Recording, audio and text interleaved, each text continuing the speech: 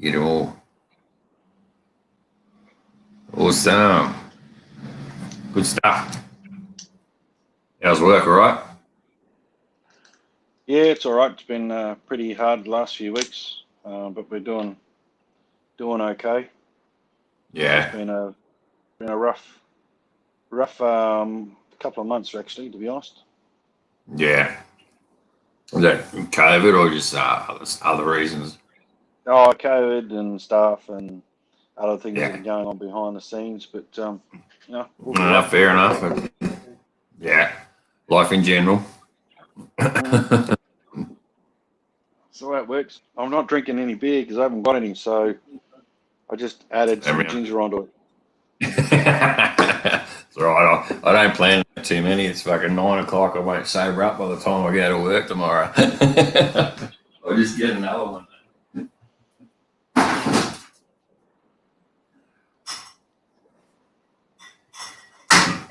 Fuck this fridge.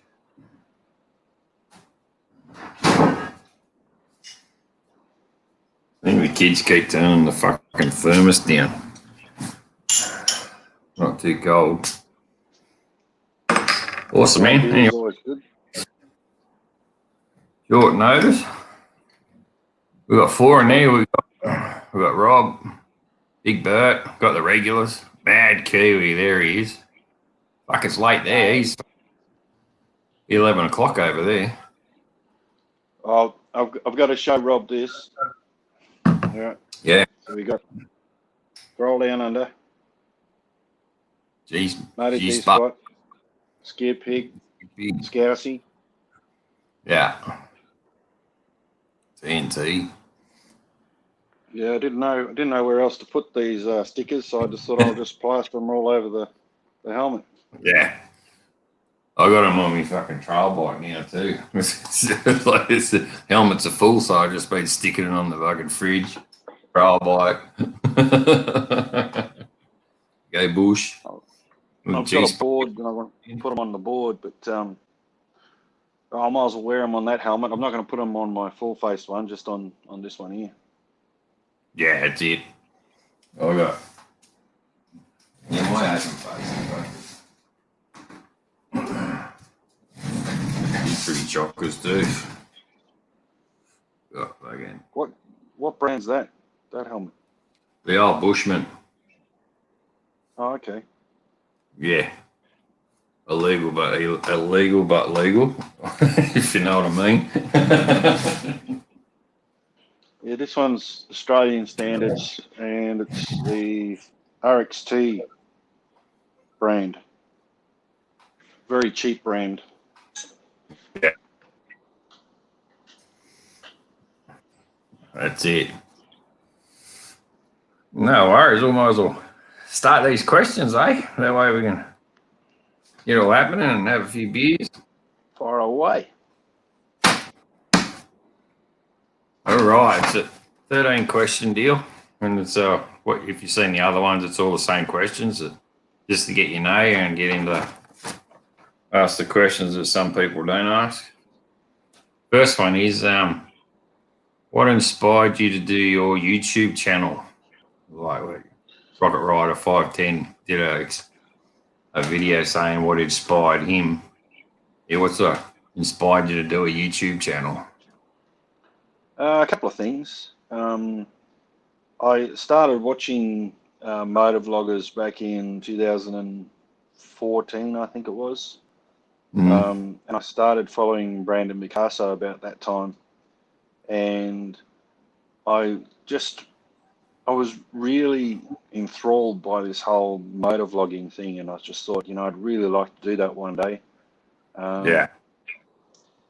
But I never went out there and grabbed the camera or did any of that sort of stuff. Yeah. So it took me up until I moved to Western Australia last year. I thought, I could give this a go. And then at the same time, as you know, Armchair Detective, who I do a parody of, did some pretty shit things to my missus. Took quite a lot of money off her. And you know what the online community's like, treated her like absolute crap. And you know, I had him on Skype one day, and I asked him to fix it, and he said, "You fix it." I said, "Righto." And I took that on board, and I thought, well, I might as well do a parody of Armchair Detective because he's a wanker, and I can make some good laughs out of it. So that's why I did that, and then slowly got my gear together for the motor vlogging, and I've only just started to really get some traction in the motor vlogging world, which is I'm really keen to do a lot more in that space. I do want to invest in another camera, but at this stage, well, I just wrecked my phone yesterday, on Sunday, when I did my latest video, smashed the screen. Yeah. But yeah, that's how I got into it. I just always loved watching motor vloggers, and it was just this, it was just I salivated. I used to, Yeah. I was going to hit you up about the fucking detective that he sort of fucking done the dirty on your missus and ripped you off in that regards, or so whatever the story goes. But yeah, how you sort of got your fart chair detective sort of aim at him and fucking sort him out. But especially like you said, the interweb that attacks people, like the internet bullying and all that type of stuff, is bullshit. Like, and there's nothing you can really do about it other than, like you said, take it on yourself. And it's like that Voices chick, she attacks them all as well. Old Cher and that, and Barry's other half, and then there's a few others out there. But yeah, no, it sucks. And then, like you said, to get in on the bike side of things and all that now, that's the fun start of it, the fun side of it. And with me, it was just to like photo albums. If you had a camera, you'd have a fucking photo albums under the stairs full of photos. But this is the next best thing where you can watch your videos later on anyway and show your kids and whatnot. So that was my sort of reason why I started mine. Yeah. Yeah, I mean, I don't get to I don't play music as much as I used to. So that used to be an outlet for over 30 years, doing a lot of gigs. Used to do gigs every week, 4 or 5 gigs a week.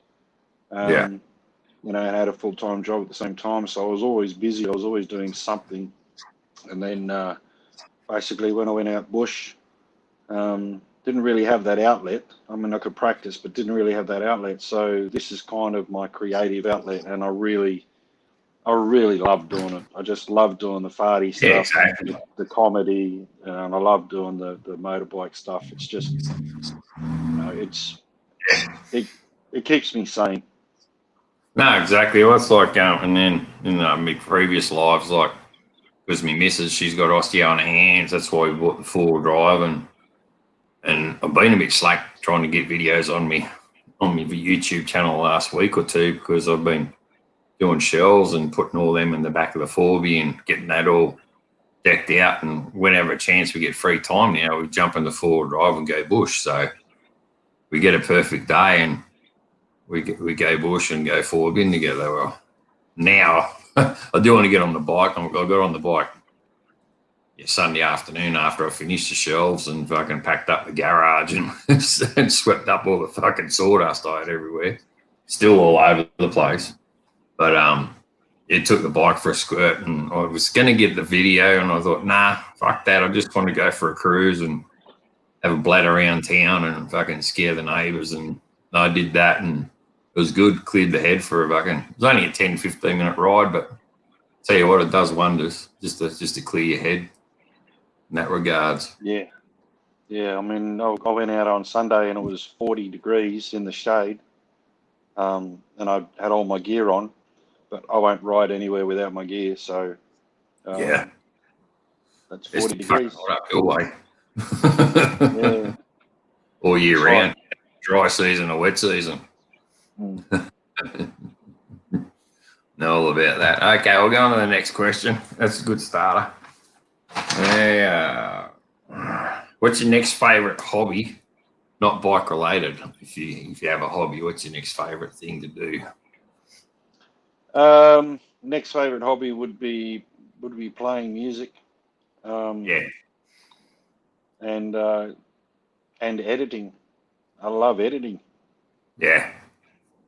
So I like. yeah, I mean, it'd be I've writing got too songs, much. playing music. Yeah. I got too much to do. I got to catch up. I got fucking so far behind now. But it's like when me and the missus went on a holiday the other week. Because you can't hold me the phone, I can't do lives on my phone. I was going to do that, but then I downloaded an editing app on my phone, similar to the one I got on the computer, and I just did it live that day. What photos and what videos we took that day. I called it raw editing, raw episodes of the holiday. Like there's 4 or 5 videos of that, and put it in one playlist. And what we took that day, and what videos and what photos we took that day with no music and whatever else, and just downloaded it that afternoon and get everyone to sort of a gist of what happened in that day, what we did on the holiday. So that went pretty good. So I'm definitely going to do a few more of them at bike events and when I go out, and sort of cut down on some editing, but I still like doing the editing and adding the music and all that type of stuff as well. Yeah. Cool. On the next one. When and how did you learn to ride? Tell us your story. I was Motorcycle. about 8 years of age. Mhm. I was at a boarding school, and we lived on a farm, so it was like, you know, a lot of cows and stuff. And the school was based, the boarding school and the school were based on the farm, and this was in Papua New Guinea, in the Southern Highlands. And the hostel parent had an old postie bike. I don't even know what the CSCs were. You know, maybe 125. I can't remember. And we were just playing around on this bike one day, and the hostel parent, he said, "I'll run along beside you. Just keep it in second gear." I went, "Yeah, okay, Yeah. no worries." And so he was just running along beside me, and then I thought he said put it into third. Honestly, I did. Yeah. And to this day, he says no. He told me to put my foot on the brake. I don't know how I made the comparison between brake and third, but I put it into third, and the bike took off, and he wasn't Yeah. able to keep up. And I had no idea what I was doing once it was in third. And I just rode straight towards an electric fence and ran into an electric fence, Yeah. and just got myself in a little bit of a shock. But I loved riding that postie bike. So we used to ride it all over the place. So, you know, I rode for a number Yeah. of years They're fucking across that. unbreakable, those things. They're awesome. Posties. Yeah, Yeah. yeah, they My are. car on the farm, instead of having an ag bike, they had 2 or 3 posties, and I just fucking flogged them. Go and feed the Well, sheep and whatever else, whatever they had to there's feed. there's a postie bike group in Australia that ride around Australia on postie bikes. They came through Yeah. Borroloola in the Northern Territory a few years back. Yeah. The one Christmas here, we're seeing 4 or 5 fucking young teenagers all on P plates and L's on these posties. The one Christmas time, they come flying around my corner.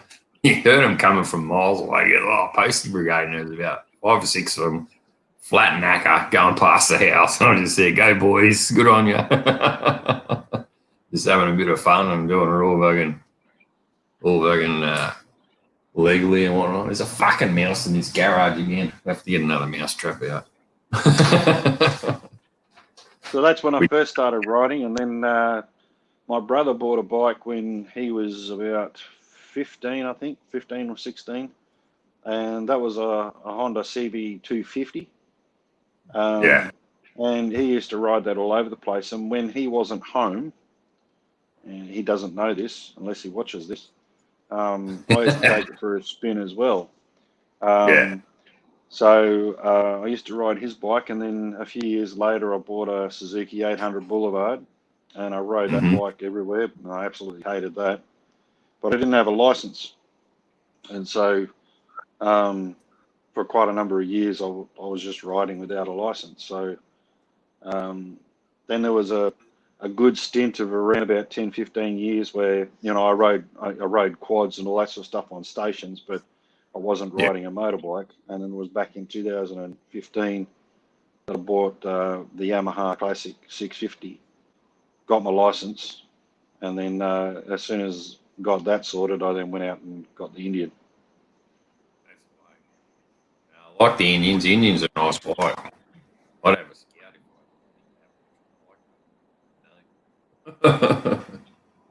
I wouldn't mind a Scout, but I think it's be too small for me, I think. Yeah. We'll just get another beer. That one had a hole in it.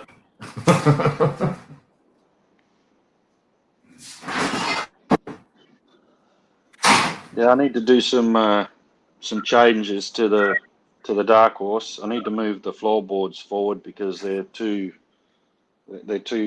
far back. They need to be moved forward slightly so that I can just stretch my legs out a little bit better. Yeah. But I love riding. It is comfy as, I mean, stock standard seat. You know, I don't really need to do many changes to that bike. I don't even change the pipes. It's just, I love it the way it is. The only thing I do think I need is maybe some mid risers. So, you know, instead of holding down here, I can hold, you know, up here somewhere. But I don't need them way up here. No, I see it. Governor just had great stories. I said, well, Governor, this is the whole reason why I do this live feed. It's just so I can answer these questions and get to know a few stories of other vloggers and how they grew up and what they did. No worries. Sorry, I just had to move the screen because I wasn't seeing the questions coming up. So I've just moved the screen up a little so I can see them now. Yeah, you're good. Not a problem. Number 4, you got a drone, haven't you? I do actually. I do have a drone. Is like, tell us your worst drone experience. And well, everyone knows mine. I pushed the one finger launch button and it fucked off on me. So that's my drone story. I'm yet to get another one. What's your? I bought a cheap drone. I still have it. It did have a camera did have a camera on it, and I flew it for about 15 minutes and then smashed it into the ground, and it hasn't flown since. And it was just I think it might have been a $60 drone.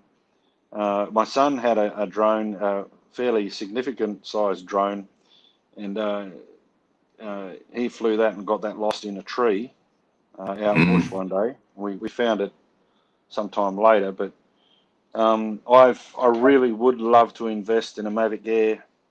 Is it Mavic Air 2? 2, yeah, same. That's what I'm eyeing off. I was looking at the minis, but then Fletch Diner said, no, go for the Air 2 because you got no Wi-Fi and it's better and reasonably cheap to buy. So, yeah, that's the one. They're about $2,000 here in Western Australia, or $1,800. Yeah, 1,500 to 2,000, something like that. That's cheap for the one that Skid Pig got, that Mavic Pro 2.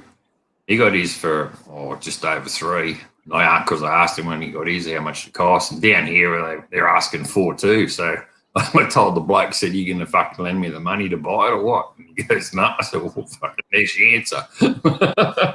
Camera shops, mate, they try and fucking give you everything.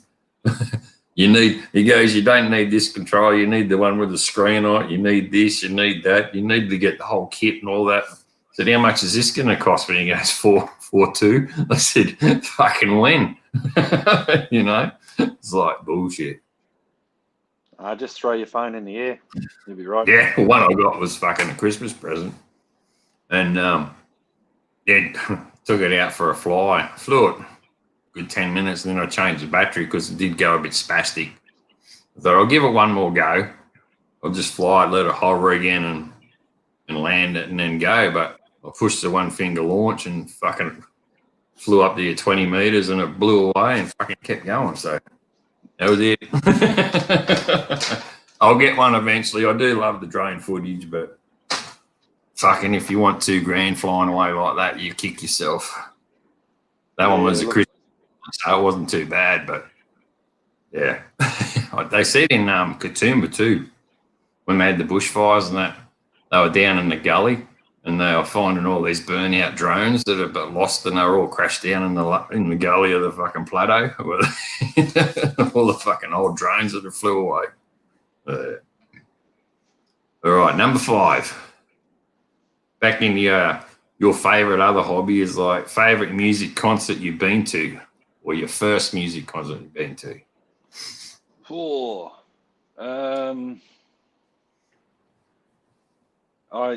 I have to say Bob Dylan. Yeah, you see him. Yeah, I was 10 meters away from him in the stage. I was, I could see the sweat on his face. I was that close. Look, I just think he's just a consummate performer, and yeah, he was just absolutely unbelievable. I mean, when I was out on stage, I used to do 5 hours a gig, and I wouldn't take a break unless I broke a string. And he got up on stage, and no word of a lie, he was wearing this grey monkey suit, and he was playing and singing for probably about 2.5 hours, basically in the same spot. And then he took off his guitar, and he turned around, and you could see the sweatband going all the way down his back. And then I thought, oh, surely he's going to have a break. No, he kept playing, kept singing. I think there was only one song out of the whole set that he sung that the crowd actually understood. And even then, I don't think we really understood what he was saying. But it bloody well sound good. Yeah. It's it. Old Bob, he's a legend. Remember back in the day when we fucking just left school, that's all you listened to was Bob Dylan songs. Like, everyone must get stoned, all the good ones, of course, and Hurricane and all that stuff. And he's definitely a good songwriter. My first fucking concert was Dire Straits, actually, believe it or not. 86 or 11. Wow. Went and seen Mark Knopfler in the Sydney Entertainment Centre on the Friday night. We got back home in Ulladulla, which is 3 hours south, Saturday. And then on the Saturday night, they played the Saturday night concert on telly. So we fucking threw the old VHS tape in and fucking recorded it as well. But I don't know how the tape is these days. But that was my first concert. When I seen it, it was amazing because we were right on the floor in the second row of seats. So he's right in front. You got a good fucking view of it all. And I said Sorry, mate. Yeah, I just said there and then because I was just starting my apprenticeship. I said, fucking the 4 years I'm in Sydney doing my trade, I'm going to try and see as many groups as I can. And I did. I saw a fucking lot of concerts. But yeah, that was the first one. Yeah, I never lived anywhere where you could really see a lot of that sort of stuff. I mean, there was a time there that I was living in Darwin. I went and saw Hair the musical, and I was sitting front row for that. That was quite an interesting musical.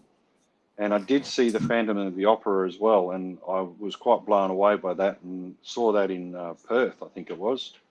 And that was some years ago. But I've never really had the opportunity to see a lot of that sort of stuff. Mars says Guns N' Roses. I saw them too. I saw them in the entertainment centre. The Appetite for Destruction. Would have been awesome.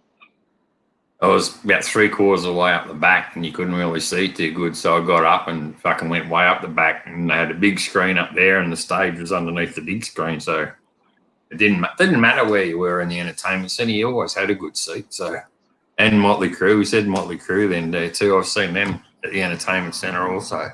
Like I said, when I was in Sydney, I just wanted to get to so many concerts, as many concerts as I could, because I knew I wasn't going to stay there because I fucking hate the city. Yeah, but anyway, there's a few good concerts popping up here. Motley Crue, Floyd in Sydney. Kerry's seen Floyd. Yeah. Wow, Floyd. Rob's got Geez, these are all good bands. Yeah, they are. Motley Crue. Rob's going. See you, Rob. Thanks for popping in. Yeah, Floyd. Fucking Floyd. I never seen Floyd, but that would have been good. Yeah. All right. Next one. What was that? That was number 5. Now it gets really good. This isn't your favourite question, actually. Number 6. Tell us something mischievous about yourself that you've done growing up, your oldies don't know about or still haven't told them. Ooh. Yeah, I reckon you'd have a few.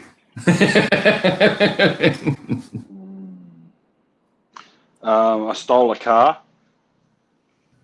Stole a car. I stole a car. Allegedly. Well, thank you, Smitty. Allegedly, Yeah. I stole a car. Exactly. You're accomplice. Off my mum's and dad's best friends. They'd gone away on holidays, and I was going around there to look after the place, and found the keys to the car and thought I'd take it for a spin. And I went a couple of 100 kilometres and nearly rolled the thing and nearly took it off a cliff. This was in the Northern Territory down near Florence Falls, and then drove it all the way back to Darwin again, and then parked it up, washed it, put the keys away, and that was, yeah, I never told mum and dad that, and I don't think they ever found out that I took it out, and I've never told them. That's, so. That's good. That's what that question is for. Rob's he took his fucking he took a bug beetle with a fucking vinyl roof, and they were driving and ended up putting it through a barbed wire fence and put a rip in the vinyl roof and parked it back home. And apparently his old man was dirty on it the next day because he'd ripped the roof, but he never missed a beat. But yeah, that's good. That's a good one. What was that? Mars has got EH wagon. 3 on the tree was my first car. Oh yeah, mine was an XT Ute. It was a 3 on the tree, 6-cylinder XT Ute. Falcon Ute was my first car. $1,500 I bought off my brother. My first vehicle was a grader. Grader. My old man fucking, when I was in nappies, he fucking taught me how to drive a dozer. I was just sitting there fucking yanking on the sticks, but at the time I didn't know what I was doing. Yeah, my old man, fuck, I loved to be half the man that he is. Dozer, truckie, fucking grader, everything, like driving floats, trucks. He's just man of the land. He's definitely my idol, that's for sure. No, I like that question. It always gets the stories coming out. Okay, number 7. It's what's your favourite sport to do or watch on TV? Favourite sport or to watch on TV? Can be motor, doesn't have to be athletic. The favourite sport? Bathurst is on the weekend. I loved, for many, many years, I loved road racing. Not motorbike racing, bicycles, cycle racing. Okay. And I was, for a long time, I was a triathlete as well. So I used to, my strongest leg was always on the push bike. I was always into individual sports. I was never really into team sports. The team that I do barrack for in like VFL or AFL is Essendon, the Bombers. So I always loved the Bombers since I was a kid. And I guess tennis. I enjoyed tennis as well, but my favourite sport was cycle riding, and then weightlifting. I used to do weightlifting as well. Yeah, I was the opposite. I always sort of team sports because my brothers are 8, 11 years older growing up, and they sort of laughed. And when I was at home, well, they were gone. So I was like, I had brothers, yet growing up, I was like an only child, and I'd rather be in a group. So I think that's why I sort of like the group sports more than anything, playing basketball, baseball, soccer, that type of stuff. So No, it's interesting how you say that. Tennis, I played it, but I was fucked at it. So I'm more a contribute to a team than an individual. I always got into fights in the team because somebody would piss me off, and Yeah. you know, I guess you could probably say I wasn't a very good team player. I was just so much more focused on just the individual, like being able to beat my own time, you know, pushing myself to the extreme, Yeah. you know, and that's how I've always rolled, I guess. But you know, obviously in the work life, you have to work as a team, so you have to change the way you think. But very, Well, very, very individual. Gav was a fucking triathlete for 15 years. Fuck, I couldn't do Oh, that. awesome. Fuck, that's What impressive, Gav. That's really impressive. So, I just looked. Gav, can you say what your strongest leg was? Was it the ride, the swim, or the run? Yeah. Kerry says she's seen AC/DC in Australia too. Yeah, I saw them in '92. They were good. And Kiwi says, yeah, rally driving. I fucking love rally driving. Those pricks can drive.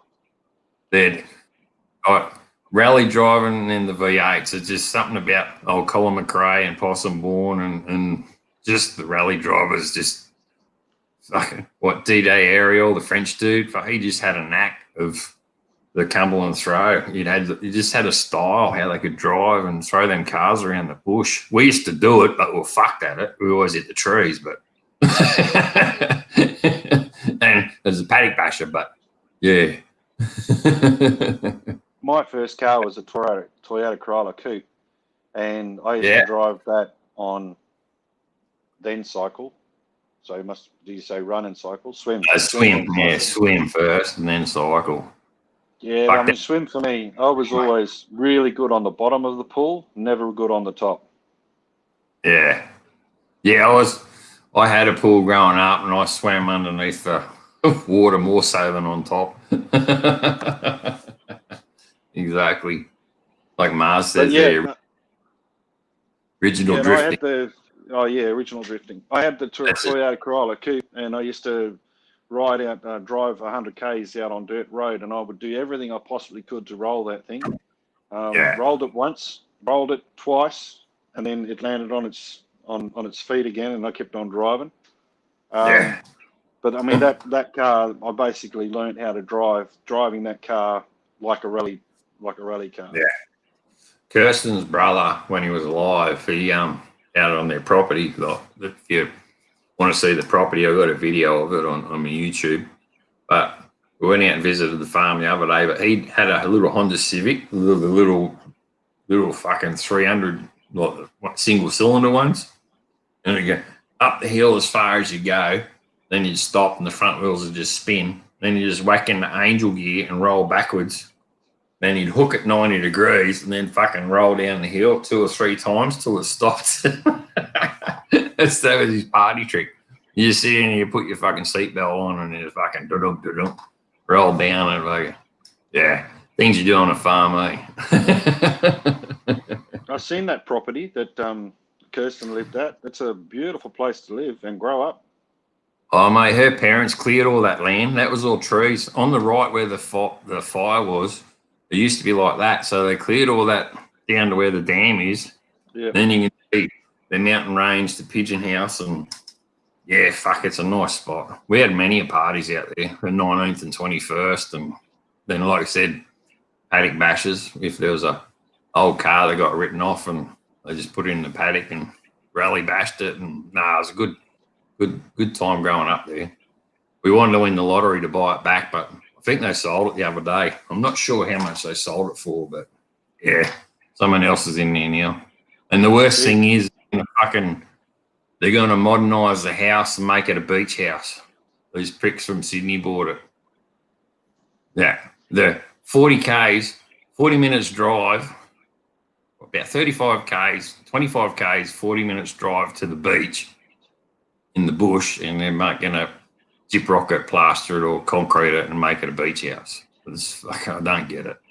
Anyway, we had our fun times out there, but yeah, they know how to wreck shit. Just, yeah, don't get it. Farm life, yeah. Yeah, you wouldn't be paddock bashing these days. There'd be some PC person out there that would stop you from doing it. Yeah, you'd have to have a fucking SOP for it first before you jump in there. Method statement. I'll agree to that one.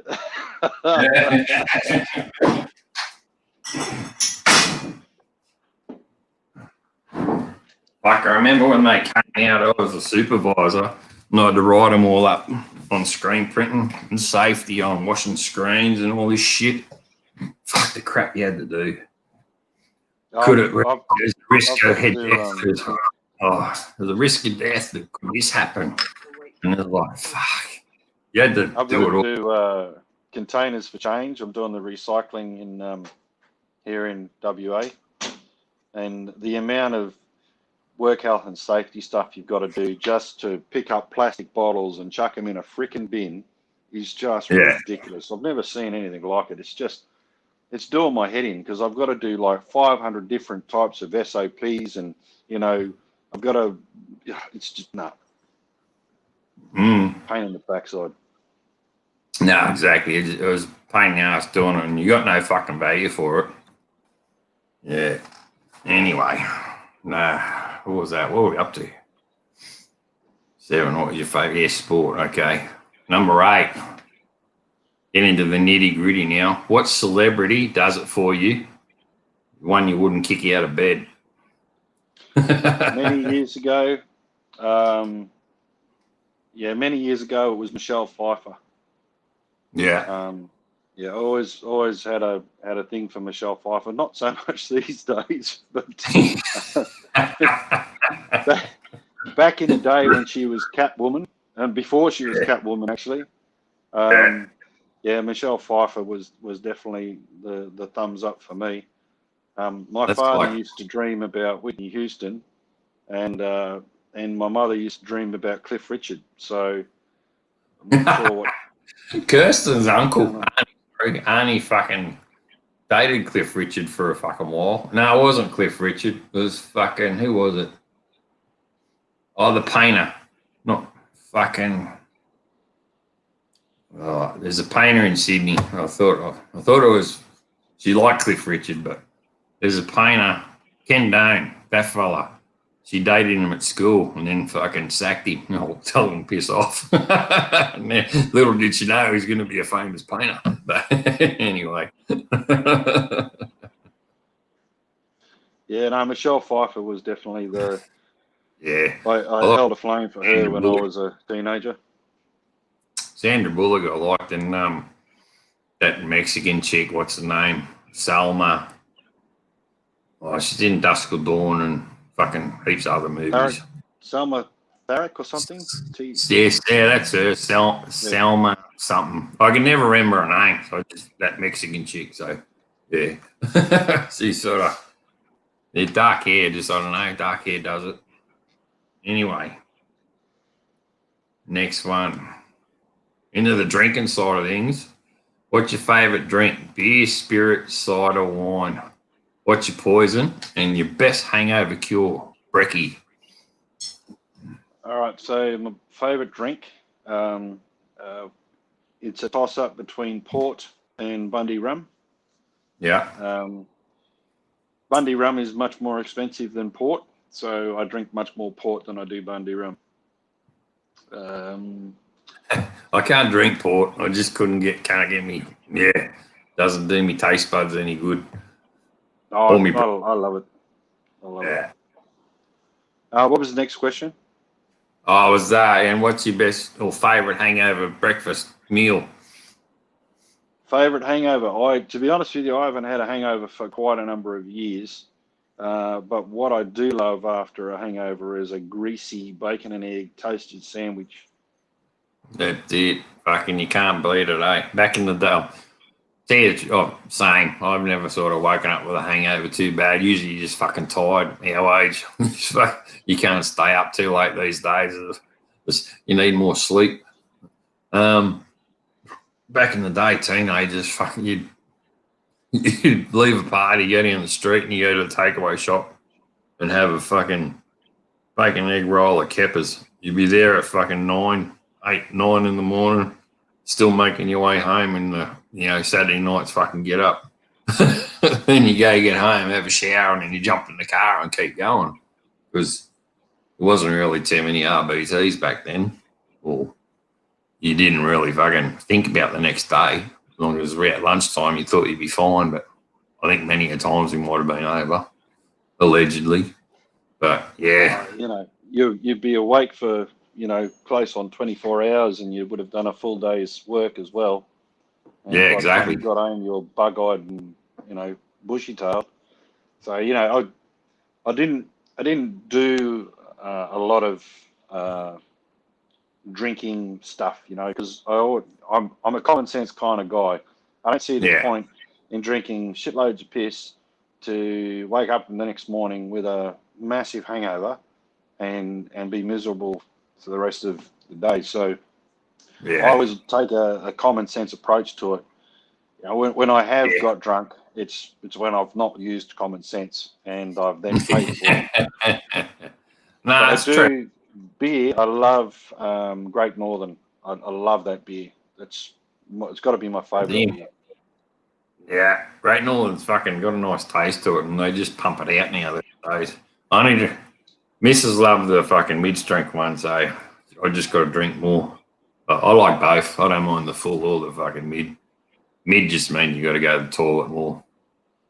But in saying that, you can have fucking 4 or 5, and then a couple of hours later, you're still right to drive, allegedly. But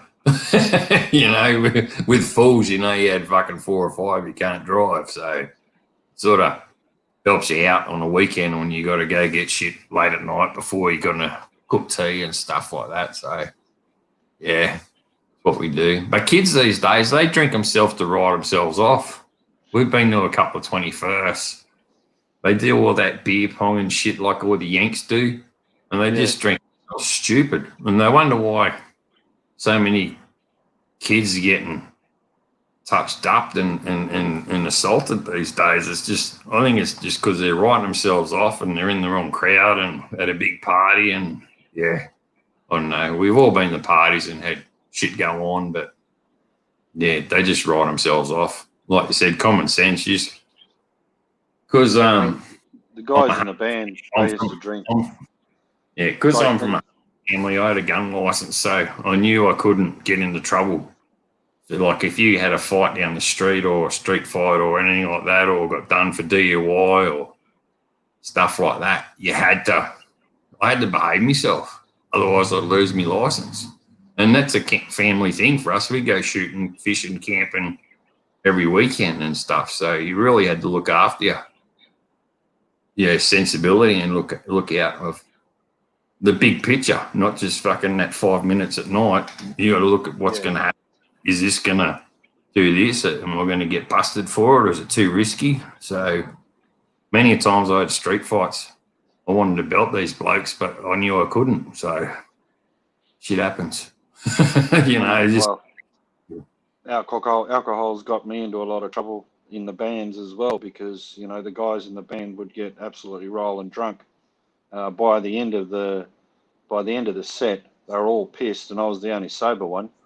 And you would end up just in absolute, massive pub brawls on occasions. Yeah. And we were banned from playing in pubs because we got into these fights. But yeah, I mean, I always, I enjoy having a bit of a drink, but I don't like how it makes people turn into 10-foot tall and bulletproof, Especially like your rum, like you said, a big one down in Ulladulla growing up. Anyone that was on rum, you knew they were going to fight. If they weren't, then in fucking half hour, 2 hours time, once they've finished their bottle or they've fucking had a couple more, they wanted to take on the world, and that's what it was like. You knew the blokes that were drinking rum, they'll be in trouble later, and the chicks that drink, they'll smash the vodka down, and then 2 hours later they're sleeping in the gutter. It was like they just don't know how to think about it. Yeah. I'm already 10 foot tall and bulletproof, so I don't need rum to do that. I'm only 6 foot tall. I know I ain't bulletproof. No worries there. What was that? That was a celebrity one, wasn't it? Oh, another drink. Okay. Number 10. We're getting through them. Tattoos. Have you or how many? And tell us your story about getting your first tattoo. All right, Or my first tattoo. if you got a good story. My first tattoo. It's not really a good story. It's just this band here. That black band. Yeah. And you can see it's just skulls. Yeah, skulls and whatnot. Yeah. Yep. So that band, I got that was my first tattoo because I've always loved the Phantom, the Ghost Who Walks. So I wanted that band. Then my next tattoo was this one here, which is a snake. Yeah. And that's my totem, my Aboriginal totem. So you can see the snakes up on the wall here. Yeah. That's the So way. that's my Aboriginal totem. So I got that. Yeah. No, it's good. What's your excuse me. Yeah, I'll spit that out. What's your Aboriginal tribe's name up there? Here it's Gurupai. What's your ones up there? I know certain areas got different names. Yep. So my family mob are Gulpul, the Gulpul tribe or the Gulpul mob. Yeah. And I grew up between two families. So there was the Gulpul mob and there was the Hmong mob.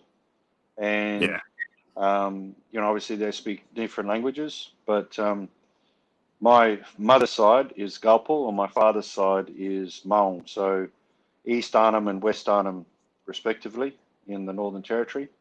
I'm not Aboriginal. I'm a white fella, but my mother and father, when I was a kid, they were adopted into the culture.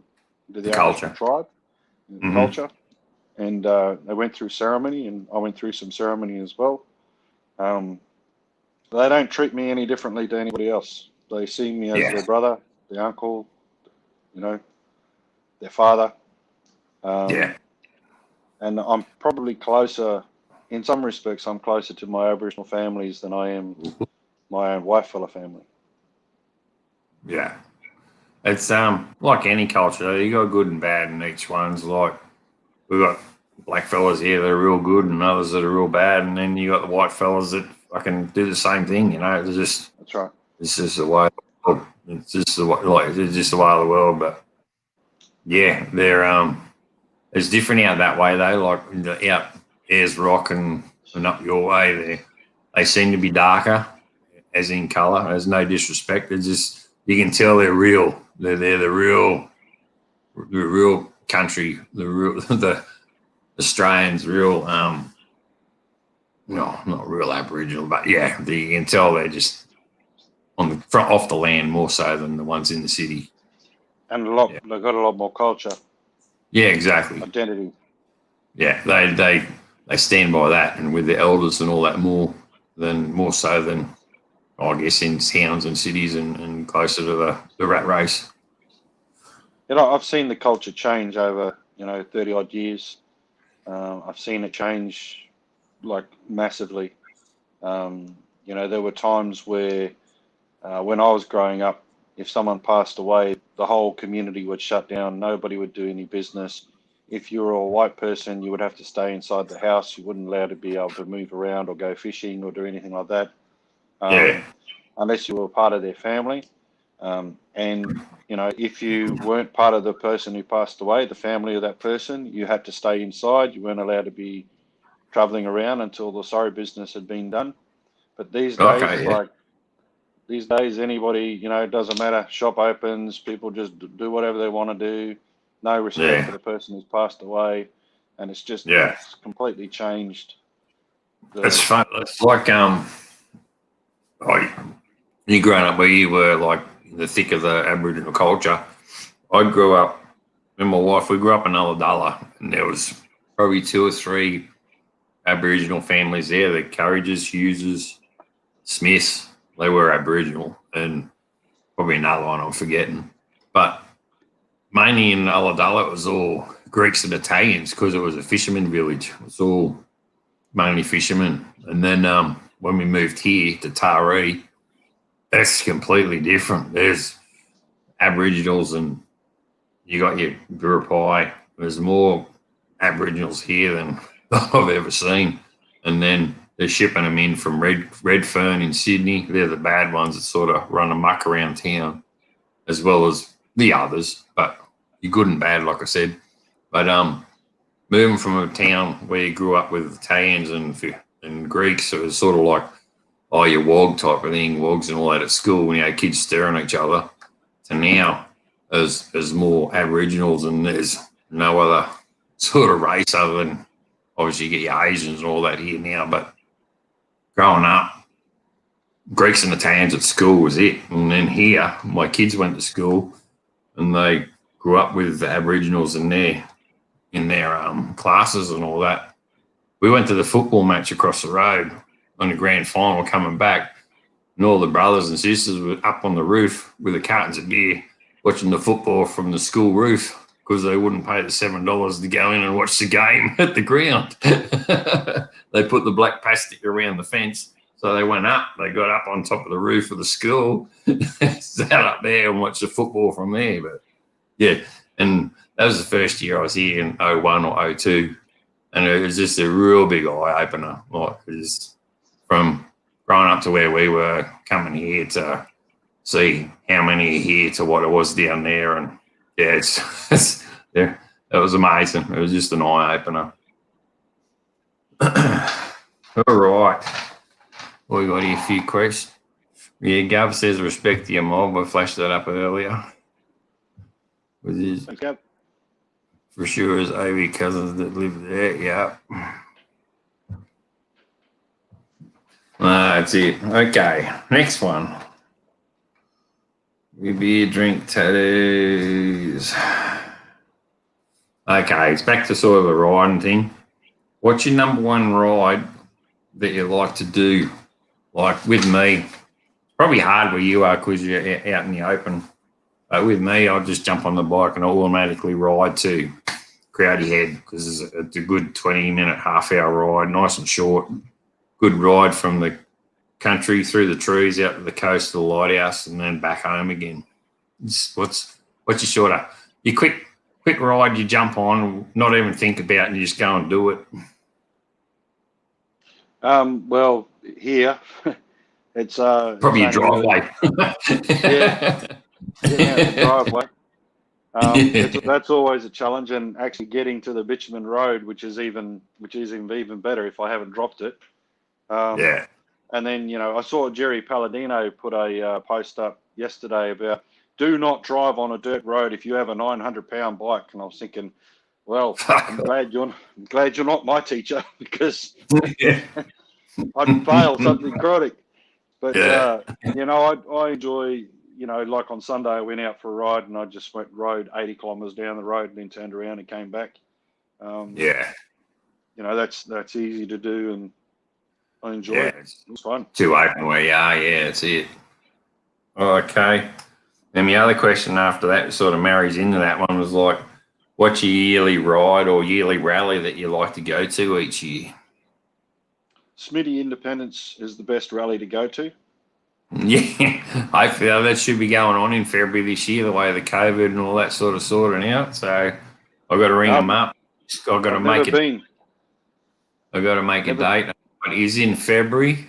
Probably looking around. I had a quick squiz the other day. Probably be nearly close to Valentine's Day, that 13th, 14th weekend, and we'll still do the same ride that I've got planned. Just that it's a different date, and then obviously in August again, September, August, the last weekend in August before Father's Day. The next one will be in 21 as well. So there'll be two next year since we missed it this year. But yeah, and hopefully after the first one, we might see if they want to change the location, make it further south or further north, and rotate it every 3 years. So you have closer to the Victoria or closer to Queensland and central, like where it is. Hopefully it is now, sort of Newcastle is sort of central, and then you got the people that are out of town. If they don't want to ride, they can still fly and get a car and go and meet up at the location. So the ride's not compulsory. You can just hang back at the caravan park and have a beer, and we'll be back there for a barbecue after we do have a short ride and things like that. So, man, hopefully, Yeah, I've never been to a rally, Smitty. Yeah. Never been to one on a motorbike. I did go to Darwin River Rocks. I think I went to that maybe 3 times. The Giants used to play there at the Darwin River Rocks. Screaming Jets used to play there. Jimmy Barnes. Yeah, Screaming Jets. All the good rockers. Yeah. But yeah, I've never ridden a bike at a rally because I've never really lived in a place where rallies occur. Yeah, fair enough. That's right. Well, being at a club, I was in a club 15 years, only a social club, and their motto was, it's a drinking club with a social motorcycle problem. So wherever there was a party, there was alcohol, and then you just ride there and ride home. So it was pretty loose sometimes, but rallies were good. Dungog was good out the back there until the cops sort of hounded it one weekend and stopped everyone going there, and they cancelled it. But yeah, just local rides. I like overnighters and things like that. The best rally, like you said, it will be the vloggers meetup. But I went to a meeting last month for another club I'm looking at. But you got to be a hang around for 12 months and then a support member for another 12 months. So it's going to take 2 years. And they got a run on the 24th of this month I'm going to go to. So I won't say who it is just yet, but I'll film that ride and have a chat to the president and all that. And I'll make my decision later on if I still stick around. The problem is the meeting's 2 hours away. I got to drive Thursday night, 2 hours to Newcastle, then home, and then go to work the next day. I did it the other month, and it was pretty hectic. I did fall asleep once or twice on the way home. I had to get out, walk around the car to wake up. But if it's going to be too much, I won't do it. But it is a good cause, and yeah, I'll see what happens. I'm looking forward to the road. Cape Leveque Road is almost done. We've only got about 15 Ks left before it's fully bitumenised. So yeah, I'm hoping to make some plans to actually drive down to Perth and, ride down to Perth and then go out and see Spike. Spend a couple of days with him and then ride back again. So that's a plan in the works, I guess. I haven't really put anything in place, but hopefully next year I'll be able to do that. That's another thing I'm liking about this whole motor vlogging and the YouTube thing. Is like when we went over to New Zealand, we ran up the 2 Kiwi riders and they hired the bus for us, and we hired the bus. They just drove it for us and took us around the sites. And Dan the Man did it in Wellington as well, and missed out on meeting Nathan at Akaroa, and I forgot about Yo-Yo. It wasn't until I got home that I remembered Yo-Yo was near Akaroa as well. We would have hooked up and seen her as well. The thing, excuse me, you're up in Darwin. If you fly up there, obviously we're gonna try and hook up and meet you, and Spike over in Perth or 3 hours south of Perth. There's another one. There's a bloke in Western Australia you can go see. Skid Pig way up north, up the top, right up near Cairns and Townsville, and then you got others all down south and G-Spot down in Melbourne and Harley Roadshow and Mars and all that down in Melbourne. So there's people all over the shop you can go visit, and they'll welcome you in and have a beer and chat and go for rides. And that's the whole good thing about this whole YouTube and motor vlogging. I like you can meet up. Obviously, if you all get on and just have a good time and then be friends and be merry and have a good drink and get together. Yeah, I'm not in Darwin, mate. I'm up in the Dampier Peninsula near Broome. Broome, sorry, out that way. You're up further. I used to be in Darwin. Yeah. Sorry? I always thought you were fucking at Darwin, but yeah. further It towards used Broome. to be. Yeah. They are. How far are you from Broome, man? About 200 k's, 200 k's north of Broome. All right. So it's only like a couple of hours, depending Yeah, on the yeah, travel. it'd take about an hour and a half, an hour and 45 minutes maybe to get there. Okay. Oh, I got my bearings completely wrong, and I thought you were still up closer to Darwin, but yeah, no, you in Western Australia, pretty much, like I said, right down to Spikes. How far is Perth to you guys? 3,000 k's. That's still a good trek anyway. It's Yeah, half of Australia. exactly. It is, eh? You're on that half, the west half. We're on the fucking east half. That's right. Yeah, no worries. I gotta have another beer. Excuse me. Jeez, he's pushing down those beers, guys. I haven't even finished my one bottle of ginger beer.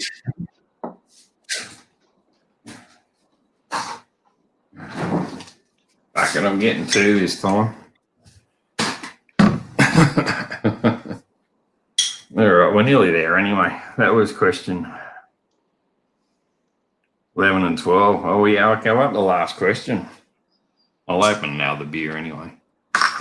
Last one is your bucket list. What's your one thing you want to do on your bucket list and goals for your channel in the future? Bucket list would be to, I've got a couple on my bucket list. Yep. One would be to ride the Great Ocean Road. Another one would be to meet up with as many motovloggers in Australia. You know, and maybe that would be a trip around Australia. I don't know, but certainly, you know, I'd love to meet up with people like Moto G Spot, you, Rob, Skid Pig, you know, obviously Spike, you know, Moto Fields. I mean, I really love Moto Fields' motor vlogs. He's just spot on. He's almost, in my books, he's almost as damn good as Brandon Picasso with his stuff. I'd love to go over to New Zealand because my sister lives over there and on the North Island, and I haven't been over there, so it'd be nice to go over there. Mate, but, lovely. It's awesome. Love New Zealand. Thank you. Yeah, so it'd be nice to go over there and see the two Kiwi riders and Yo-Yo and all those other guys that are over there. Catch up with Mad Kiwi. So you know, they're all on bucket lists. Whether they're going to happen, I don't know. But to ride the Great Ocean Road would be awesome. And then the next one would be to go back to America, and then this time in America, go and see all the guys that I follow in America.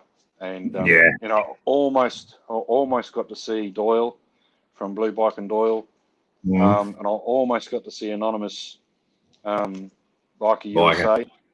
Yeah. But, you know, COVID hit and I wasn't able to organise it. So, yeah, the highlight. Didn't it? Yeah.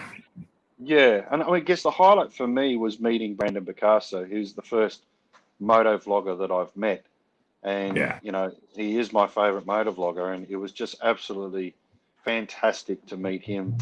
And just to do an off the cuff interview with him. It was absolutely awesome. You know, there's people like Open Roader Chris who lives over in Italy and rides a Scout. He's an American. Love to catch up with him as well. Dirty D's, Dazzle Weber rides in England. Dad and Mad. You know, there's a lot of people out there that I'd love to meet. Knuckles TV. They're all scattered over. You know, could spend millions of dollars to go and meet all these people just to go and say hello and have a beer, you know, and chew some fat and then go on to the next one. It's So same bucket list as mine, mate. Like same thing. I want to go over and see as many of the Blacktop Devil, like you said, Dad and Mad, D's. Again, Adam Sandwell was the main one that sort of got me started because I left the bike club. I was in no man's land, didn't know what to do. And I seen one of his shows when he's riding to the Harley joints. I thought, fuck, this is all right. And then I was looking at the scenery. And I mainly just started watching it looking at the scenery and seeing what America was like, and then watching his channel, and then he took TJ and Steph for a ride, and then like TJ and Steph, they're my cup of tea. Like they are my fave, and in saying that, Adam Zanderveld started me, but TJ and Steph, Roll Tide, everyone, like I said, Dad and Mad, the whole lot, and the others around Australia as well, just to see them all. Dude, on Rushmore, Needles Highway, and JT Southern Fry, all that west out here way, or south way, Virginia way, and just the scenery's awesome. Don't forget Big Bert, because I'd need to get a passport to go and see Big Bert, but definitely. Yeah. We'll probably end up fucking riding down and getting the ferry across, and Mrs. can drive the car and I'll ride the bike as well, because we've got the 10 on the top now, so that's opened up more avenues as well. The missus can drive fucking Nelly, and I'll jump on the bike and ride with, and on the tent's the size of a double swag on the roof of the car, so it's just fucking awesome. It's 3 minutes to pop up and you're fucking cracking a beer. It's awesome. And then what was the last? What's the direction of the channel? Was that right? Yeah, something like that. What's new goals for your channel or in the future type of thing? Like what you got planned next year type of thing? Well, I've been talking for a while about possibly purchasing a laptop so that I'm not doing everything on my phone. But part of me actually likes the fact that I'm doing stuff on the phone, and I don't have to do any extra downloads or anything like that. So I mean that might happen in the future. It's not something that I'm really champing at the bit to do. I still want to do comedy. I still want to do parodies of some of the motor vloggers out there. Mr. G 1965, I've got a parody in the works, working on him at the moment. I want to do one on Anonymous Biker USA. So there's a few parodies I'd like to do on some motor vloggers. I'm still going to do Fart Chair Detective, even if Armchair Detective is no longer around. I'll still do Fart Chair, because there's always something that I can make people laugh with. And obviously I really want to get back into, not back into, but I really want to broaden my horizons with the motor vlogging world, and just learn more techniques around camera work, editing, and making my motor vlogs as best as I possibly can, so that people watch them. I don't really care if I don't get thousands and thousands of subscribers. I'm happy with what I'm doing. I've seen today HD Roadshow. He's powering. He's up in the 450 now, and I'm still hovering around 250. But like I said, I know the subs I got, they're loyal. They're hanging around for me content, and they're waiting for it. And like I have been slack the last 2 weeks, but it's only because I've been busy. And everyone likes what I put out, so that's the main thing. Like I said, sub count's not it, but you want to put out good stuff, which I still do. And when I did the raw stuff, that was just a quicker way of doing it without going live, just to edit it quick, like you said, on your phone and load it that night. And that way they can watch you traveling around on your holiday. Then at the end, bang, you got a 4 or 5 day episode of a playlist of a day that you had. Yeah. But now I'm looking in the future, though, with the missus, with Nelly and that, even on the trail bike or even in the four driving, and on the Harley, like getting the missus to take the car, because I got the GoPro mounted on the back. I can mount it on the bull bar and get me fucking riding past her on the 4B as well on the way to campsite and stuff like that. So there's things happening in the future. Just time will get there. And honestly, I just got to catch up on my footage, because the next one I'm coming out is the 4-wheel drive one.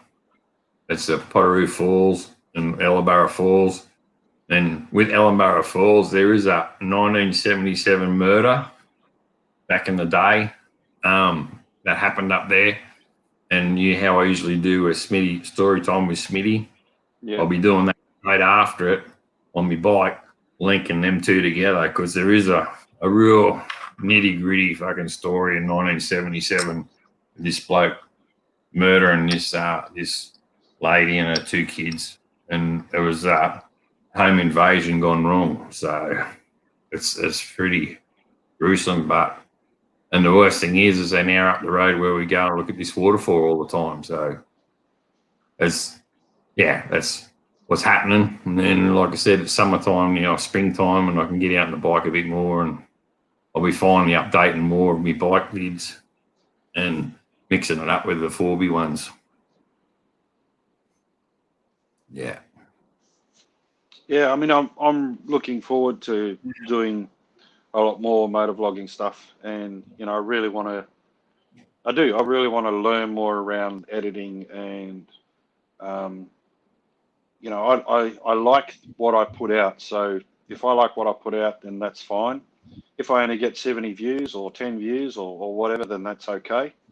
Yeah. Because like I'll look at a video that I've done, and then I'll look at it again in a couple of hours' time, and then I'll look at it again the next day.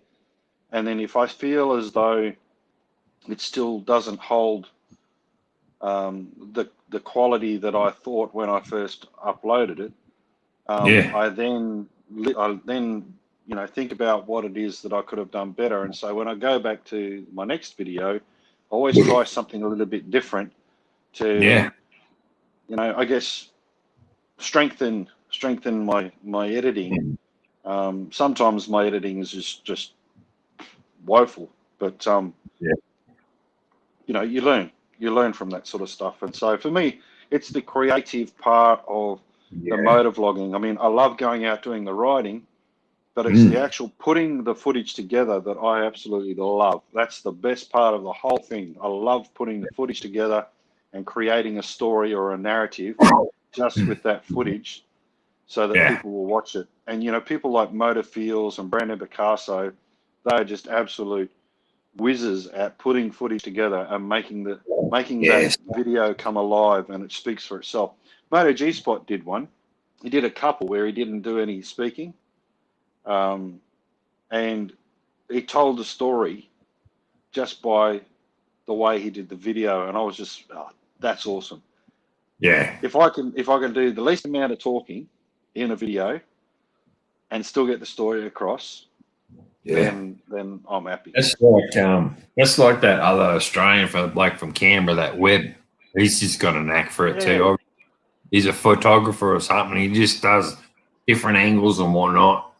He's just got a style about him. He tells his story, and then it's like I said, it's all photography, and it's just angles and he tells a lot in 10 minutes, I tell you. I absolutely, I love Webb, as in, the way he talks about, what he's thinking. Like, he's really personable to the listener. There you go. And even in his comments, see you, mate. Seeing him in his comments, when he makes comments on my motor vlogs, even his comments are exactly the way he is when he's on the camera, and it's just he's awesome. I think he's awesome. Just good dry sense of humor too. Yeah, he's got people who just got a style, and like what you can tell the ones who got a camera background and a photography background, because they just got an eye for it. Like, it's like what's her name? The Geared Raven. She's like a photographer first, and then what she does with hers and how she does hers. Then you got other ones like Webb that are just camera angles and whatnot, and there's a few others I can't remember offhand at the moment, but they just got a knack of shooting angles and through the blades of grass and things like that, and panning across a pond, and just fucking tells a big story about them with these 4 or 5 camera angles. Where we try it, but you sort of pull it off, but it's nothing like their caliber. It's like, and the worst thing is too, I'm like, I do love editing, but it just takes me a fucking long time, because I love camera angles. I do like having one on the handlebars or one on the foot peg, or changing around, and I like wearing my open face, so I'll have the mic in zip tied to me button pocket hole with me mask where you can hear me talk, but the camera looking at me, and just that's all different angles. It's editing and time, and then once you do that, then you got to try and add the music. Then if the music's in one section, you want it faded out, you got to crop that video, store it. Then the next bit, you got to add the music to that, and store it. And then you got 3 videos you got to nest together to make that one video. Like, people don't understand. It takes you probably 2 to 3 days to do a 20-minute video with angles and music and stuff like that. But it is fun. Like, I'm like, well, yeah, I love doing it, but I got too much to do. I've got so many videos. I'm backdated, but in a way, it's good because I don't have to go out and do it. But I got too much 4-wheel drive stuff now. I want to get bike ones mixed in there as well. Yeah, I did videos from 4-wheel driving last year when the fires and the floods have been around, but I'll marry them in later. But I just want to get some bike ones happening because I feel it's been all 4-wheel driving lately, and you got to mix it up. You got to try and 50-50 it out. That's the way I feel anyway. one other mob that you can't forget is Home Bees. You know, Yeah, they're all. Put their videos together. You know, the 2 of them bouncing off each other. I think they're absolutely fantastic. Those 2, they crack me up. Something chronic. They don't. You nearly call them Australian. How they carry on. It's just the way they bounce. Like you said, bounce off each other, and just one will take the lead, and then they'll just keep going. And yeah, they're awesome. I really like what they do. No, they're good, and yeah, I felt for her when they fucking showed a bike and they didn't the tank. When they put the bikes in the trailer going to Sturgis or whatever, I'm going, oh no, that's not a good idea. And then later on, she go, oh, it's got an Elchie. I thought, oh yeah, it's going to cost money, but yeah. Yeah, no, I think. Well, the questions are shit at the moment, so it's all good. What's the chat saying? Chat, so Governor had to take off because he's got to get up 3:30 in the morning. Fuck that. Yeah, any of you guys, and we'll put it to the chat. There's 5 in there. Anyone, you guys in there, got a question for Outback? Type it in the chat and we'll ask him. I've got one more beer. We'll knock this beer off and then we'll call it. That's about 20 minutes, 15 minutes. I'm going to have a slice of pizza while you're reading. Yeah, it's again, we've done the questions. I will my next video live chat will be a bit of a different one. I've got a medium coming on. She's awesome. Oh, wow. It's not going to be a motor vlogger. It's a medium. She's a clairvoyant medium. She's a real deal. And so then in November on the 13th, look out for that one. She's be her first live, so obviously she'll be nervous, but I've been watching her channel for a while, and she just zones out, and just all the stuff that she pulls up is pretty good. Yeah, she's positive. How does the dark horse go in reverse? How did the dark horse? Well, I've trained it very well, Moto G. And she does quite well in reverse. The only thing that we haven't been able to work out together is how to jump in reverse yet. Yeah. No, it's just posted. Was it just posted a vid how to fit rip shift? What's fucking shift? No. Come on, anyone else got a question? Load her up. We've got 2/3 of fucking stubby.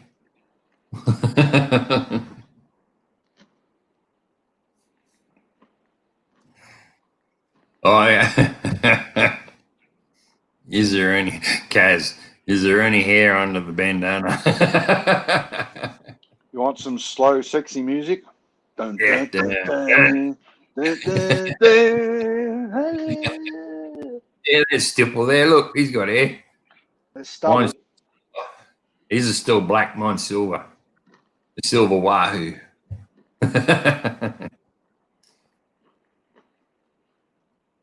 What's the camera on a stand that you broke? Yeah, my phone, which I'm using the phone right now for the live.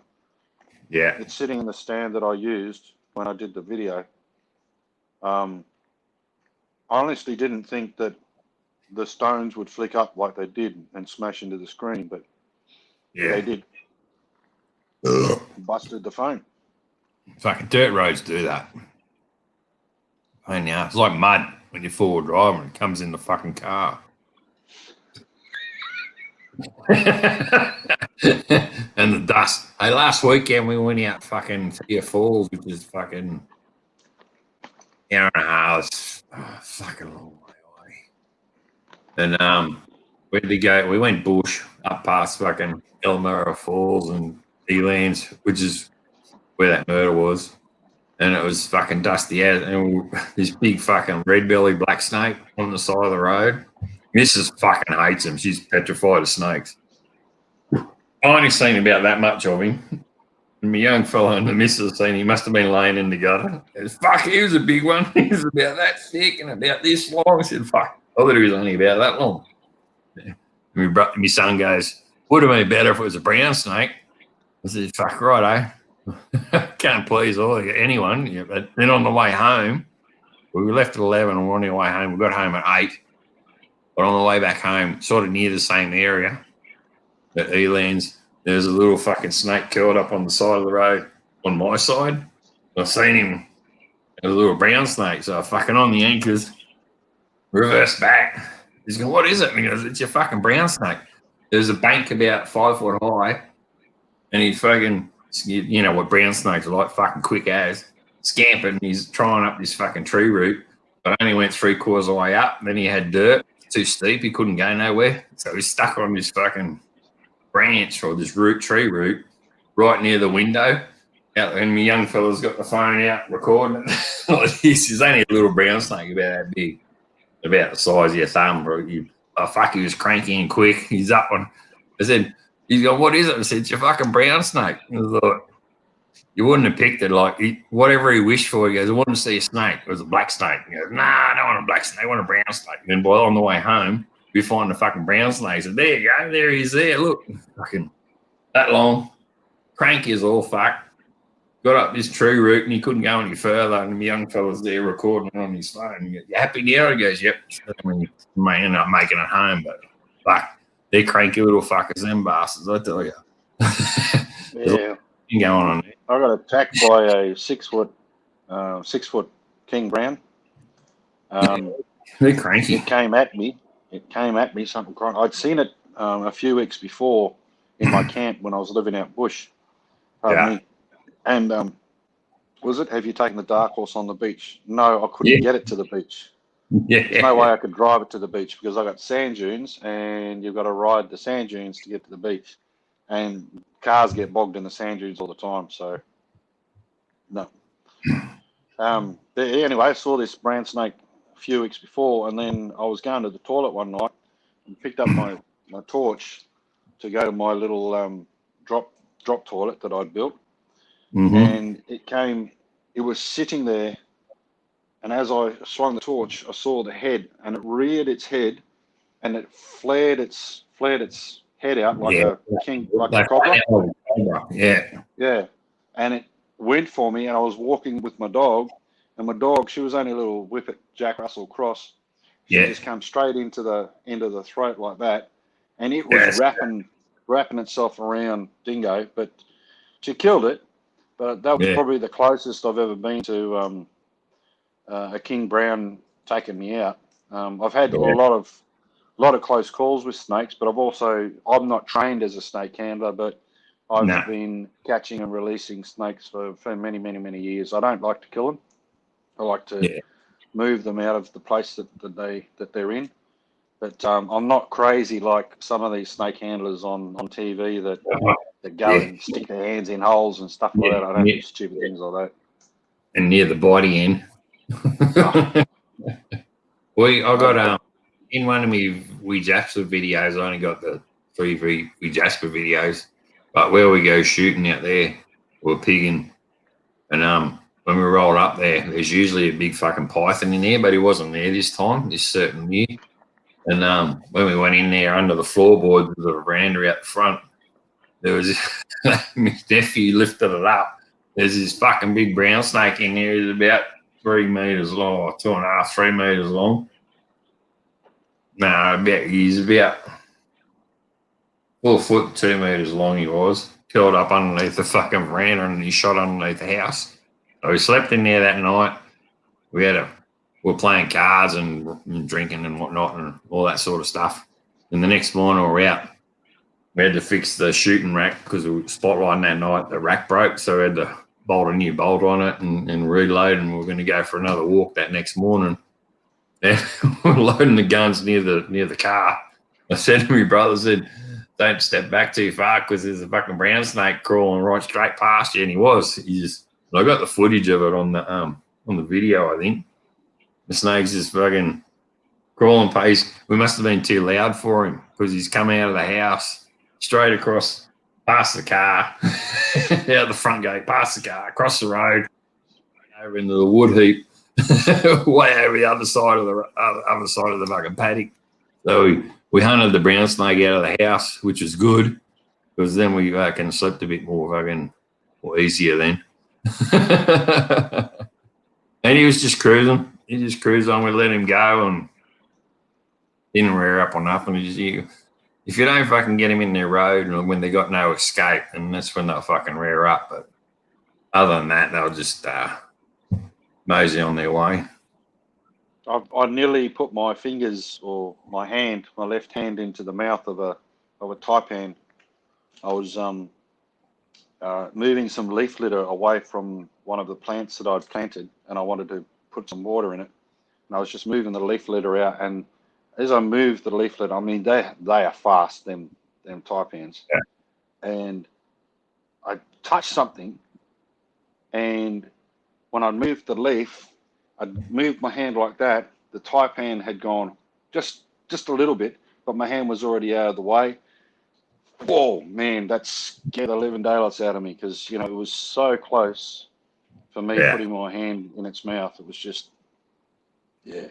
West, where we go, out west, we go shooting at Coonabarabran and Canamble, which is out near Walgett.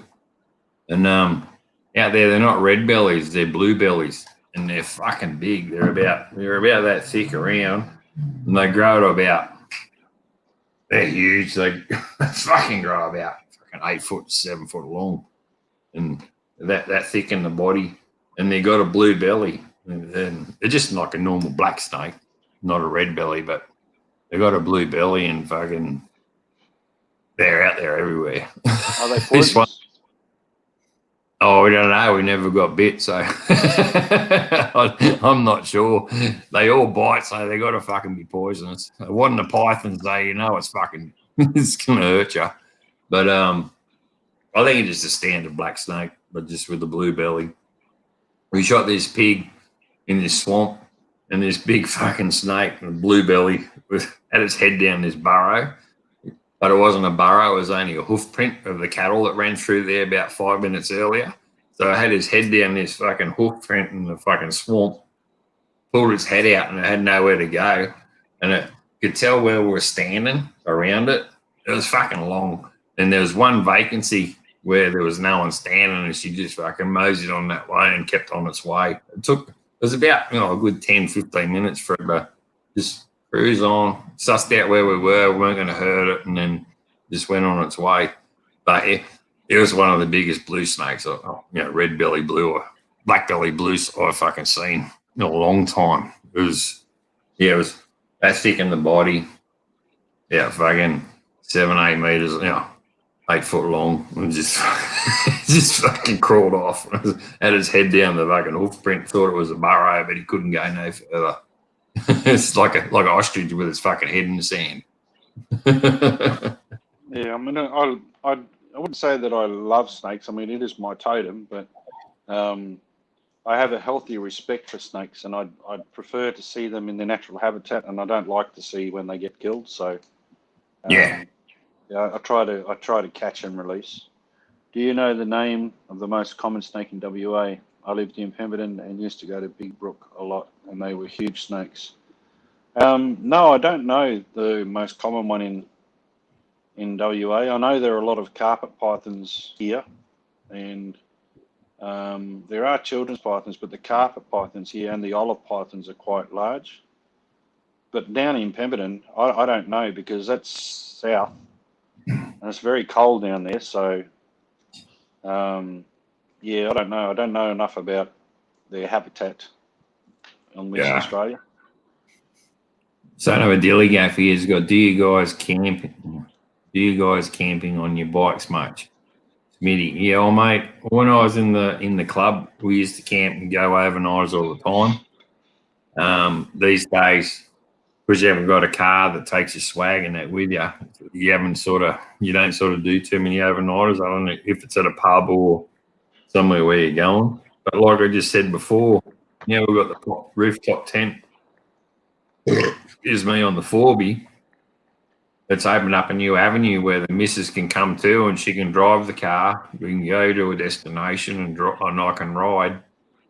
And like even I was thinking about it, the meetup in February.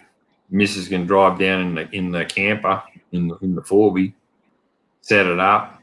I'll take the bike, camp in that, unpowered site, or you get a powered site. It's going to be cheaper than a cabin for a couple of nights, and then do the ride and park the bike next to the Forby, and that's the way of doing it. I love camping on the bike. I was one of the ones that had the old tarp. You drive the bike, park it at a bike rally, throw the tarp over the side, and you sleep underneath it next to your bike. So I'm that way inclined. And many times I've gone to a bike rally, I hadn't got that far. I just slept next to the bike. Oh, there is an old pub here that's just shut this year. They've been trying to knock it on its head for the last few years because it's an old one, the Airport Tavern. I'm going to do a video on that one where I held a bike rally there for our club, and I actually slept in the gutter right next to my bike. So I'll show you about that one in the not too distant future. But yeah, I love camping on the bike. Been to many bike rallies and sleeping with your bike and with the crew and yeah, like I said, the meet up and all that. I'll get the missus to drive the Forby down if she can. If not, I'll just ride down and probably crash out down there somewhere anyway with the swag. Can't remember the name of it. Deadly one. It might be the red belly, blue, black, brown snake. Yeah. They're the ones with the rings around them. Well, them ones with the fucking they're real bright and they're fucking got the rings around them. They're fucking red, black, white, blue, not blue, red, black, white, and yellow even. I think they're overseas. In America. Yeah, I don't know. There is the tiger snake, which is the black-headed tiger snake, which is actually a python, but a lot of people kill it because they think it's poisonous. Yeah. Oh, what is it? A dugite. Oh, yeah, I have heard of dugites. Yeah. Look it up. It's a dugite. Okay. They're very fast, from what I've been told. I've never seen one. It's a Nemo snake. That's what it fucking looks like. That one I was talking about. Toby, how are you, mate? Hey, Toby. Hey, Toby. You're on here now. Watch that. Look at this. It's the first time you commented. I don't know if you've been watching the whole lot, but yeah, we don't mind saying fuck a fair bit here. There you go, Toby. Look at that. Yeah. I just put that helmet on. Sorry, I put the stickers on the helmet. I haven't even had a beer yet, and I'm talking like I'm drunk. put the stickers on the helmet on the weekend. So, yeah, old Toby Northern sent me that a while back. Yeah. I've got some stickers too. So, I've got, some stickers that I need to send out to lots of people. But, the Australia Post is 200 kilometres away. So I've got a big roll of stickers here. That's away. So I'll be sending some of them out. Yeah, email me your address or Instagram it, and I'll post me some stickers up there. Yeah, that'd be cool, mate. I sent you something. I can't remember if I sent you any yet. No, I haven't got any of yours, mate. Mm. I've got thousands of skid pigs because I've won so many on his live shows. Yeah, I won 2 lots, and you forgot to send us a fucking pack out to me. But anyway, it's all good. Then you had your war pig ones and said I got to get me some of them, and he sent me a couple of them too, which is good. I've been saving. I want to try and print some more out, and then I'll stick them on my 4B on the bull bar. I'm gonna have one more beer. Fuck it. Well, I got this one, the large war pig. You're a bad influence. Yeah, Smitty. That one. Well, yeah, that's how I got 2 of them. Small one, big one. I don't know where to stick. He's got a lot of damn good stickers, though. Yeah. When you got as many, some fart chair ones. When you got as many subs as him, and you got the merch and all that going, you can do whatever you want. But his merch is good too. Yeah. No, good on him. He deserves it. He's a good bloke. I wish he wasn't fucking so far away, even though he's a Queenslander. We'll be against each other for the next 3 weeks of the fucking state of origin soon. Yeah, you will be. Yeah. That's it. True, Kaz. Another one won't hurt. There's 1, 2, 3, 4, 5. Fucking 6 down there. Done good. I've only done one of these, mate. Yeah. Oh, I've been drinking for you too, so it's all good. Yeah.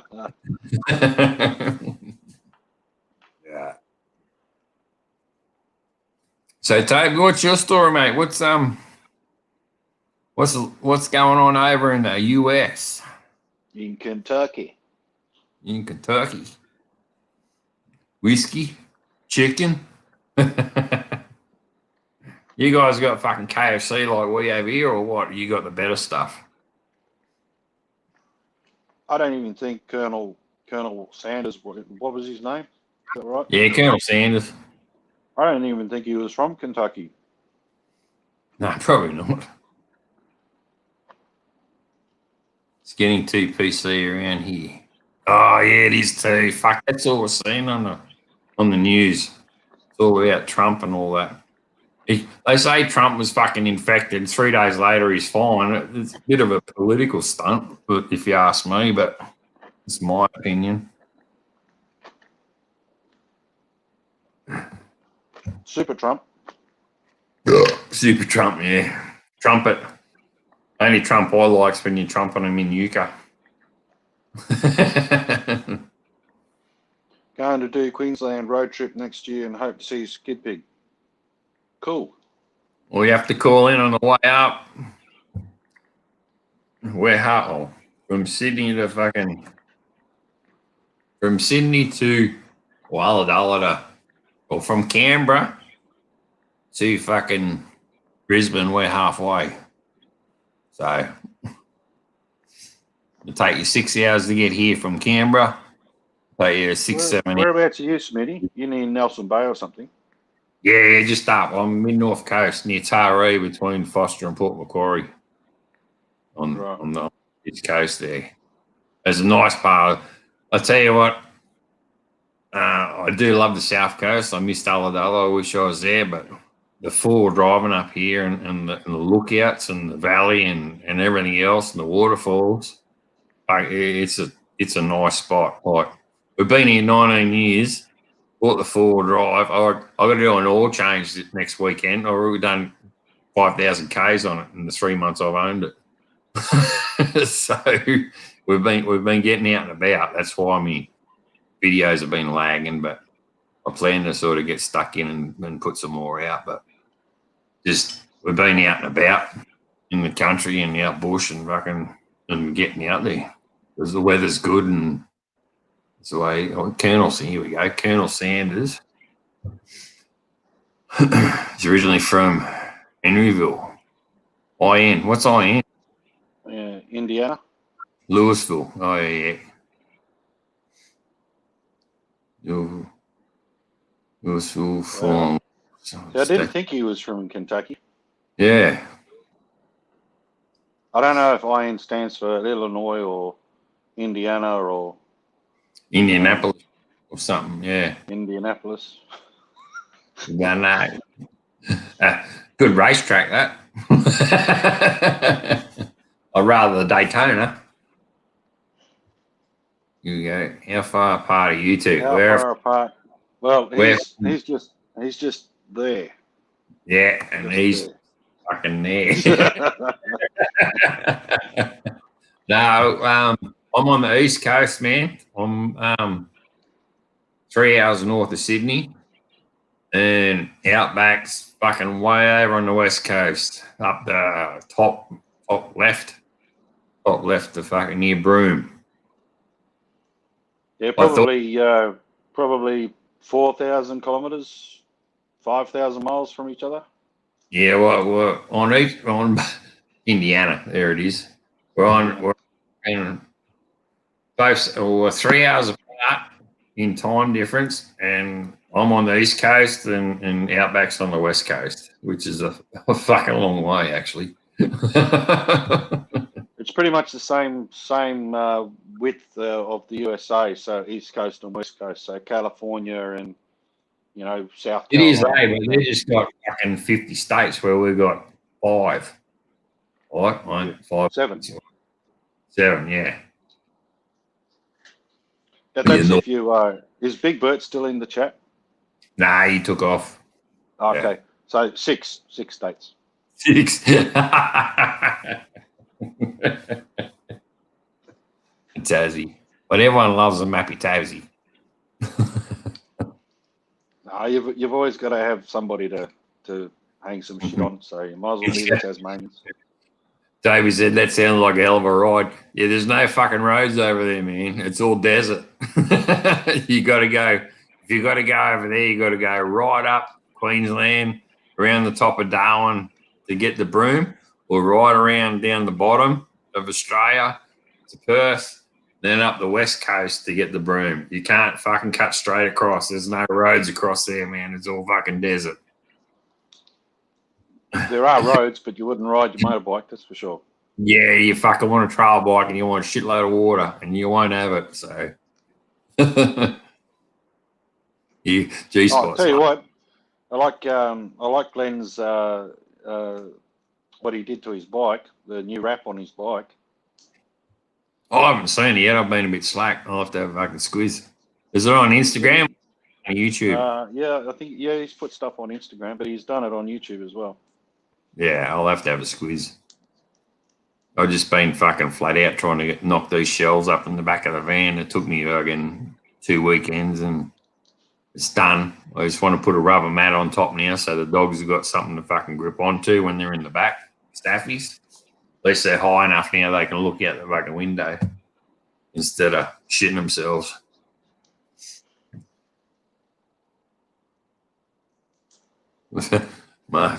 Make it that for a ride.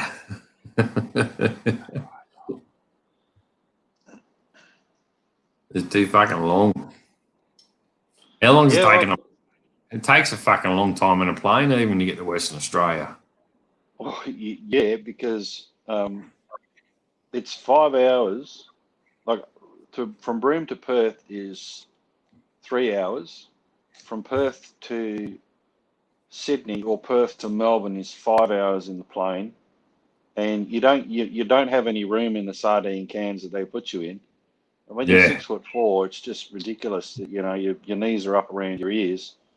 Yeah. Some screaming kid that's pooed its nappies sitting behind you. Fucking screaming all the way up there. It's just shocking. Well, we flew to Cairns, an hour and 40 from Newey or Sydney. I can't remember. Doesn't matter. They're not too fucking far apart. Newcastle's an hour and a half down the road, or fucking Sydney's 3 hours. So, and it took an hour and 40 to fly to Cairns, which is up above Skid Pig. Townsville's just underneath Cairns. And Mrs. flew up there. And that was fucking long enough sitting in that plane just to get the fucking Cairns for a fucking holiday.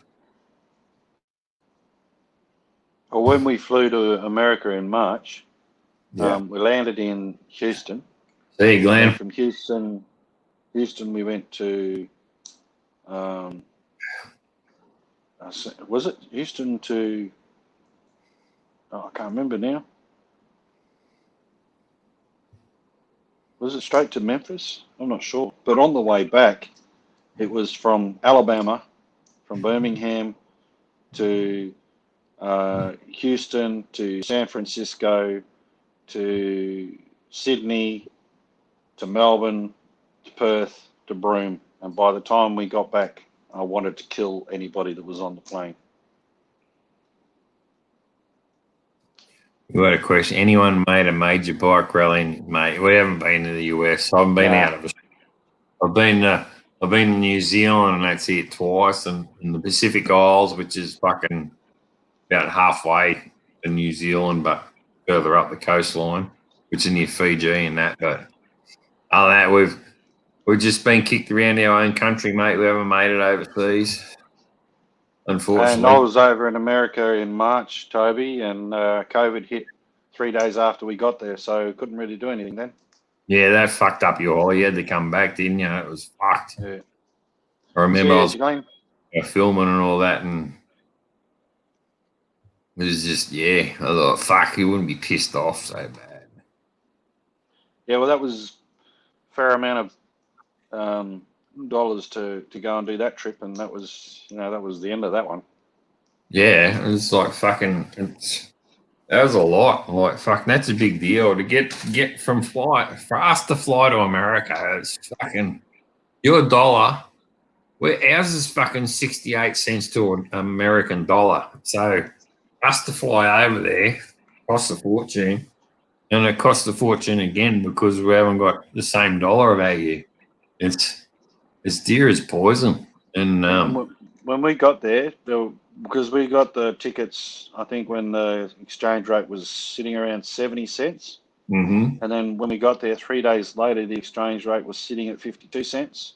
And then a few days after that, it was sitting at 48 cents. So we had no money, basically. Yeah. You're over there, and you got there, and then you really couldn't fucking do too much because the value dropped anyway. But, we had fun with the few days that we had COVID-free, and then, we did what we could to enjoy ourselves. But, it is what it is. All right, Cat, there's a fucking mouse again. I've got to get a trap in here. See you, Kaz. See you, Kaz. Yeah, I got fucking a couple of mouthfuls. Should be right.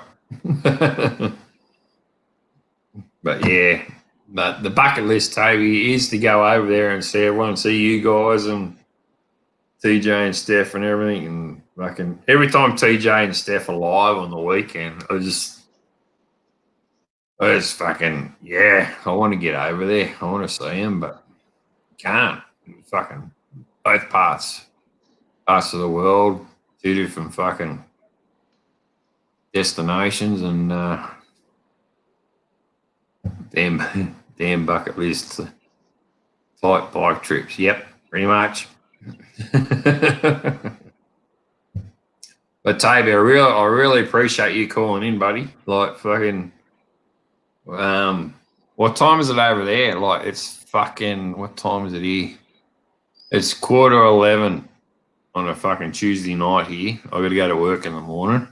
We'll call it after I finish this beer, but yeah, it's 11:15 here, on a Tuesday night. So what time is it over there? You fucking Tuesday morning. You watch.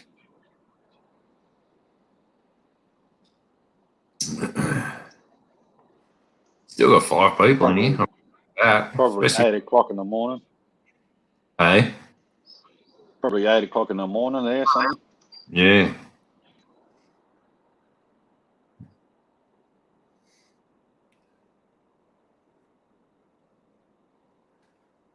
Yeah, 10 to.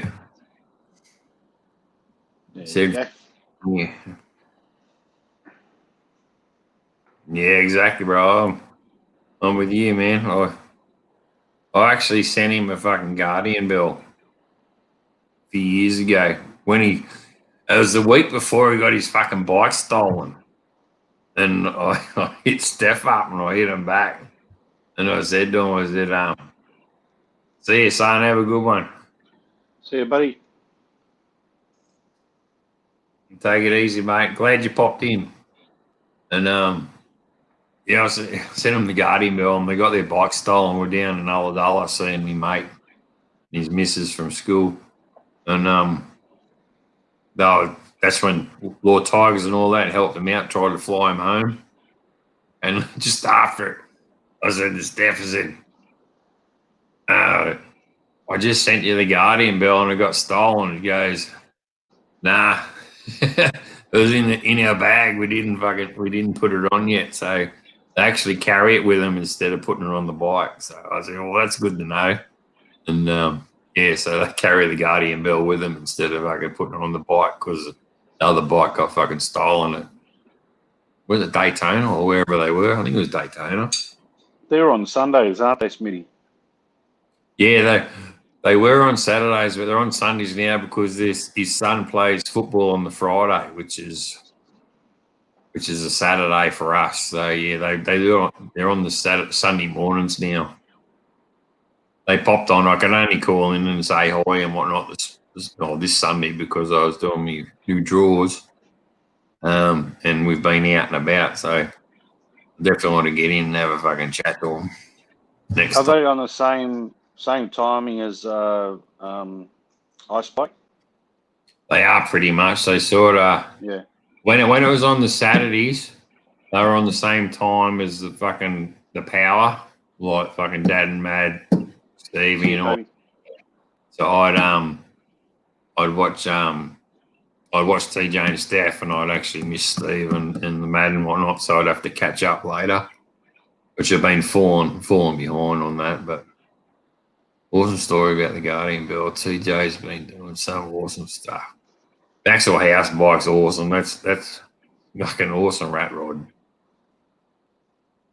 Cheers, mate. Thanks for coming in. That's awesome. Yeah, fucking yeah.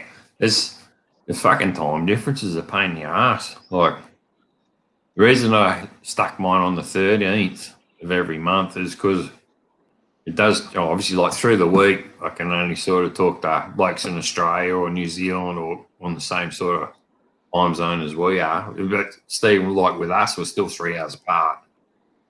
And then on the weekends, I'm trying to sort of get the international ones from America and whatnot to come online and do the chatting and all that as well. So, like I said, the next one, she's a clairvoyant, she's a medium or whatever you like to call it. She's very good. And I'm going to have to change the questions a little bit because like the vlogging story questions I'll change to something else, but I'll still have a mischievous one in there. That's always a good one. See what she's going to come up with that. But yeah, just I'll mix it up every now and then, get a guest in like this one. Instead of just having vloggers, I'll throw someone else in there if they welcome to come. It's going to be her first live, so she'll be nervous, but it's going to be, I think it's going to work out good. She's pretty spot on with clairvoyant stuff anyway. Cool. There's only 2 in the chat, so we might as well call it Outback, I think. No worries, buddy. Well, thanks for that heaps, eh? And Nah, it's been good. Hope you like the question. Thanks, Smitty. Appreciate it. Nah, not a problem. And thanks everyone in the chat. Take it easy. And we'll sign off and I'll end the broadcast and catch us later. Catch you, mate. Thank you, Smitty.